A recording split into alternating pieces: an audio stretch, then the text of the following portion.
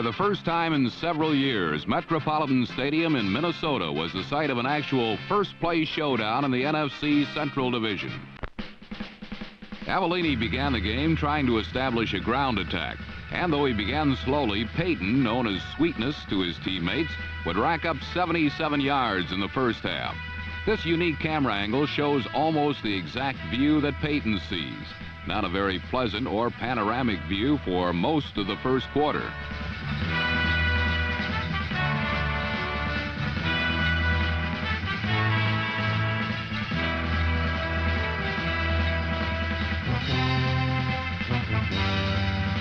A holding penalty on one early Peyton run forced Avellini into a third and throw situation.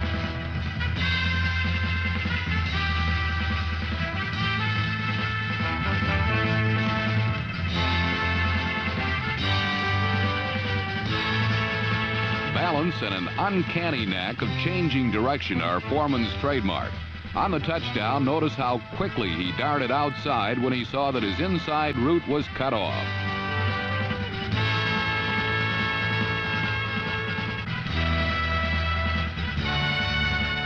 The Vikings led 7-0 and soon began to take advantage of an overworked but very real consideration: field position. Rolling right, Tark attempted to hit Rashad, who was open, but the great distance the ball had to travel allowed Doug Plank to recover and bat his pass away.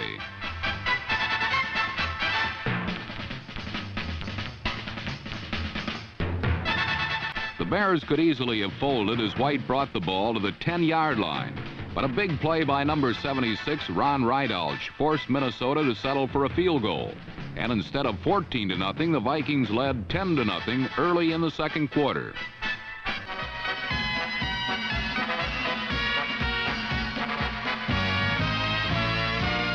Number 60, Wally Chambers, moved Minnesota further away, sacking Tarkenton for -10.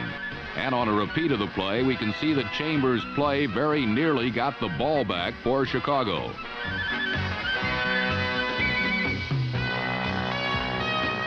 Tarkenton somehow got the ball back. Then on a 3rd and 20 play, found White for a 39-yard gain to the Chicago 6-yard line.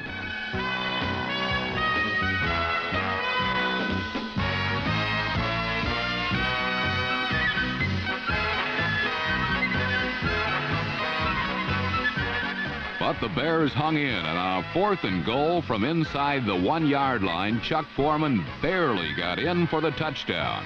That put Minnesota in front 17-0.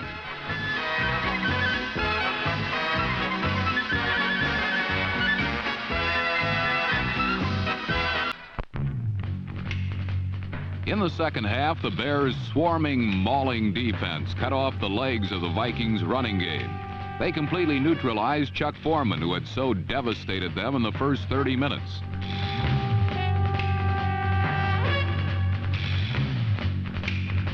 So dominant were the Bears that they held the Purple to a paltry 4 first downs over the last 2 periods.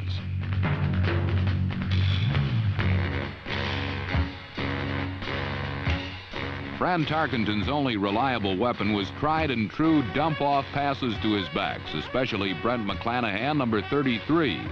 This strategy was thought beforehand to be especially effective considering the reckless gambling style of the Chicago defense.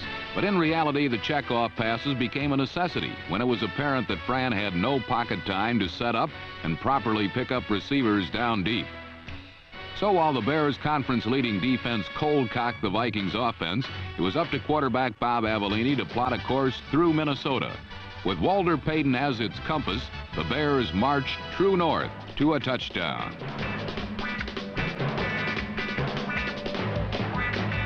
The holes open for Payton were cavernous, large enough to roll a freight train through.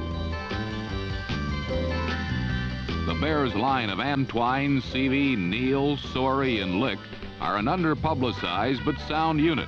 They rocked Minnesota back on their heels and allowed Payton and running mate Roland Harper, number 35, to freewheel down the field.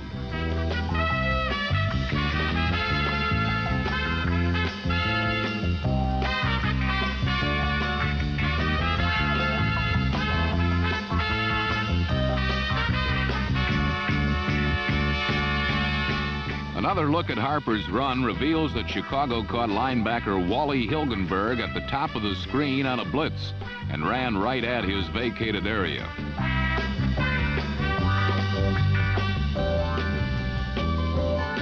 Many times the Bears finessed middle linebacker Jeff Seaman, number 50, in one direction and sent Payton back the other way. But often good gains were earned yard by yard. It was basic bruising football, Chicago Bears football.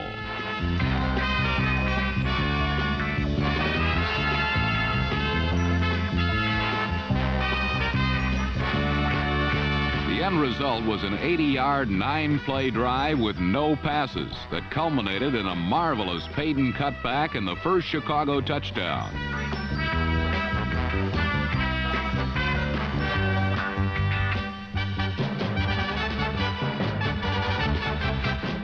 From 49 yards out, Walter Payton demonstrated why he is the lightning rod of the Chicago Bears.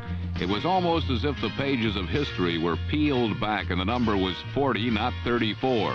And the name was Sayers, not Payton. The run was vintage Sayers, but the results were not. These young Bears have not mellowed and matured yet, and Payton's bit of magic was canceled out by a clipping penalty.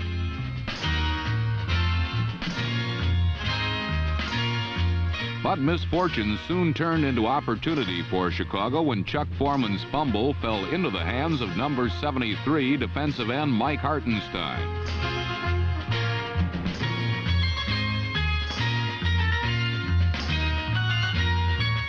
It took the Bears only 2 plays to score as Payton on a sweep outran Viking pursuit to the flag.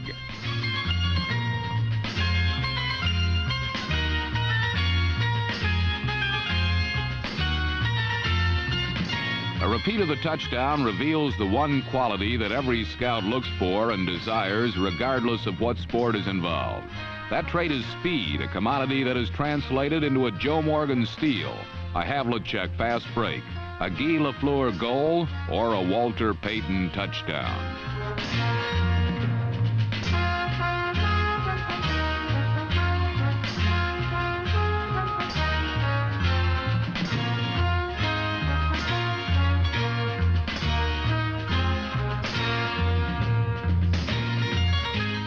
Touchdowns are never automatic, but extra points usually are.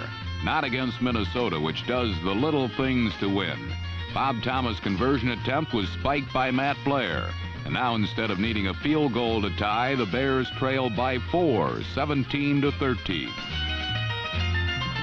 Bears rested Walter Payton and rolled on Roland Harper's second effort running and the infrequent passing of Bob Avellini.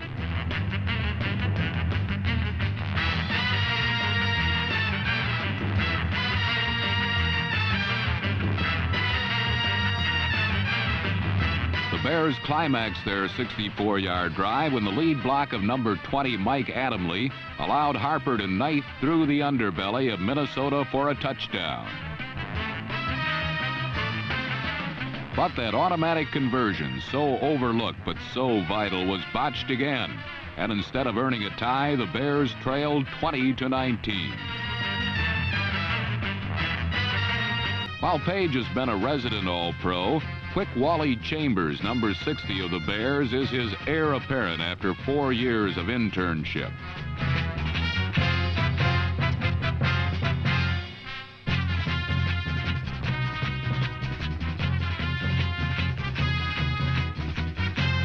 The Bears received their final break when a Tarkenton pass to Ahmad Rashad, a receiver with wanderlust and a never-changing number and uniform, resulted in a bizarre sequence of events. Rashad's fumble was recovered by Doug Plank, number 46, who dealt it off to number 43, Craig Clemens. It was certainly not Tinker's to Evers to chance, but it certainly was the Bears' last chance.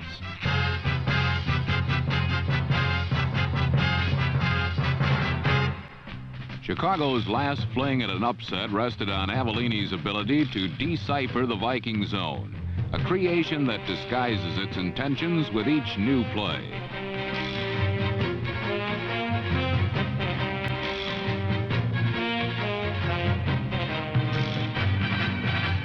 Minnesota gave up short games, and with no star receivers of any magnitude and with only 10 seconds left, the Bears fell back on their only formula: give it to Payton and pray.